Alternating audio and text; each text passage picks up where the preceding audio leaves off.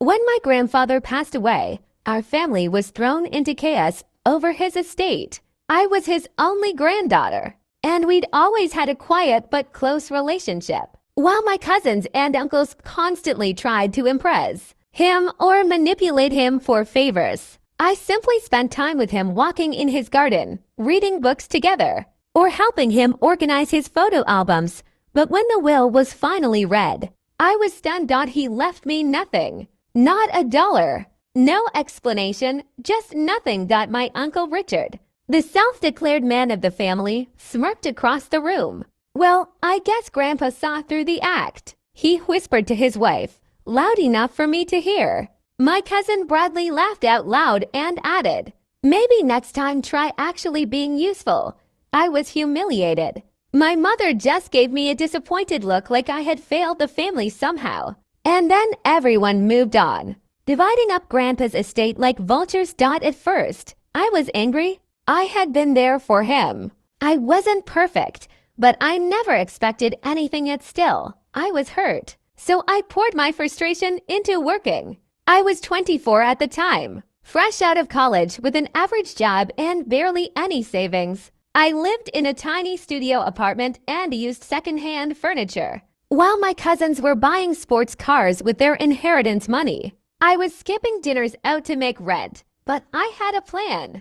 I started freelancing after work, writing blogs, managing social media for local businesses, even editing wedding videos. It wasn't glamorous, but it paid. I saved every extra penny. No vacations, no luxuries. I just saved. 5 years later, I had enough for a down payment. I bought a modest but beautiful little house on the edge of town. It needed work, but it was mine. I planted a garden, painted the rooms myself, and slowly filled it with things I loved. I never told anyone in the family. I didn't need their approval or their pity. Then one day, out of nowhere, Uncle Richard called me. "Hey kiddo," he said, like we'd always been close. "We're planning a big birthday party for your cousin Bradley. You know, the one turning 30. Would be great if you could host. We heard you have a place now." I was stunned. How did he even know?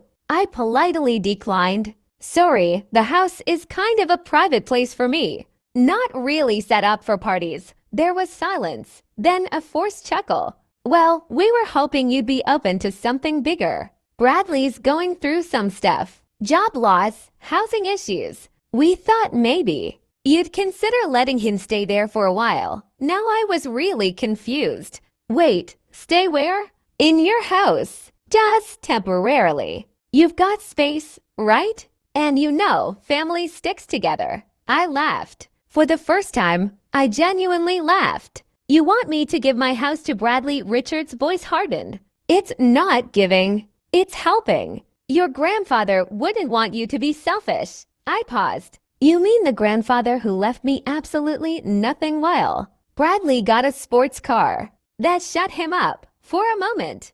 Then came the guilt tripping. My mother called next, furious that I was embarrassing the family. My aunt emailed me paragraphs about how this house was meant to serve the family, even though they had all ridiculed me for having nothing. But I stood firm. I worked for that house. I earned every tile, every nail, every corner of it. And now that they saw I had something they wanted, suddenly I was valuable. No thank you. Bradley even tried messaging me himself, offering me $200 a month to rent the guest room. I declined politely but firmly. A few weeks later, I heard through a distant cousin that the family was telling everyone I stole Grandpa's secret savings, and that's how I got the house. I could have fought it, posted the truth online, shamed them, but I didn't, because the real revenge was living well. And every time I sit on my porch with my cup of tea, watching the flowers bloom in the garden I planted myself, I smile. Let them talk. I earned this life without them, and they can't take it away.